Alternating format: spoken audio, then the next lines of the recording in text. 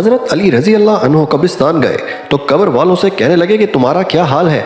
एक कब्र से आवाज आई, अली कफन फट गया है, हड्डियां चूर चूर हैं, माल का तो पता नहीं कहाँ रह गया, लेकिन इसका हिसाब देना पड़ रहा है। आप बताइए पीछे हमारे घर वालों का क्या हाल है।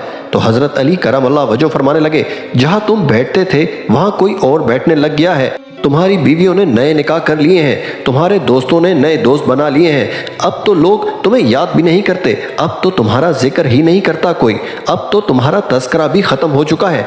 तस्करा इसी का रहेगा जिसने रब को याद किया और फिर रब ने इसका चर्चा किया। दोस्तों, अपने आप को एक मौके पर भी कभी मुतकब्बिर ना होने दें।